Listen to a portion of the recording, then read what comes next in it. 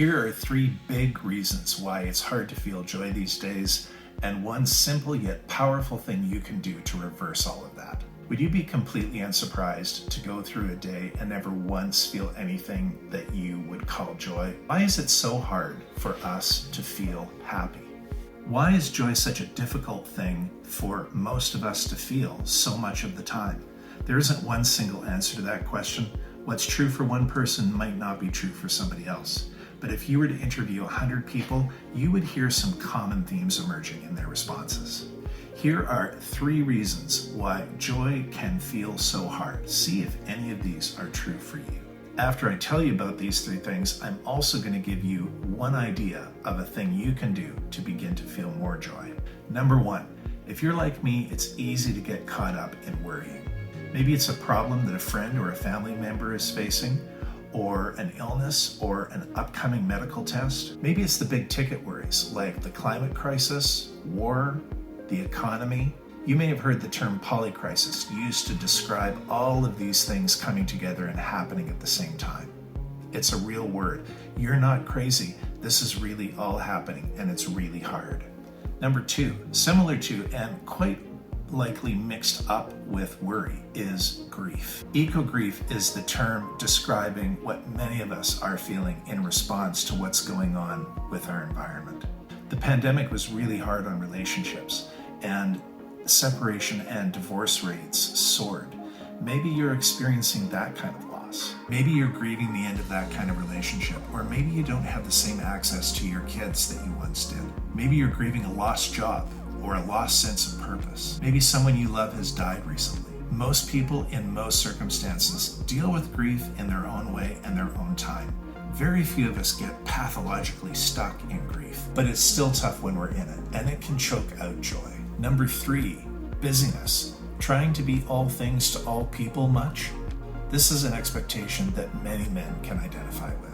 There's pressure to provide for your family if you have one. I find that a lot of men, even if they have a partner who works, feel the pressure from the culture to be the provider in their household, or they put that kind of pressure on themselves. That gets really hard when the cost of everything goes up and makes making ends meet challenging. Plus, you want to be a good partner, father, uncle, son, friend, whatever it is. Always being on the go and not taking time for yourself is a really quick way to choke out joy. That's only a partial list of all the things that can choke out joy in our life, and it's already pretty long. But I hope at this point in the video you're feeling recognized and seen and not overwhelmed. There are other circumstances that you might identify with that make joy difficult, and they are all real. After more than 30 years working in the area of spirituality and human development, I have learned that there are a number of tried and true ways to improve how we function and show up in our lives. Both the ancient wisdom traditions and modern science have told us that we don't see things the way they are. We see what we go looking for. By changing what we focus on, we're able to draw different conclusions about the world. When you focus on worry, grief, and busyness all the time, you will inevitably draw conclusions that you are worried, grieving, and busy.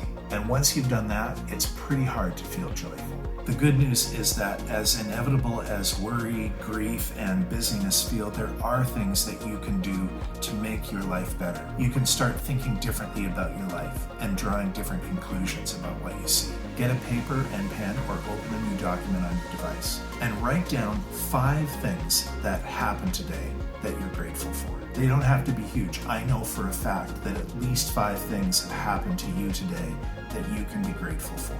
You woke up this morning. Tens of thousands of people around the planet didn't wake up this morning, and you did. There's number 1 on your list. Now write down at least 4 more. Write 10 or 15 if you want, but make it at least 5. Now take a minute with each one of the items on that list to remember the experience. Really live into that again. Really allow yourself to experience the feeling of gratitude for each one of the things on that list, one item at a time. That's where you start.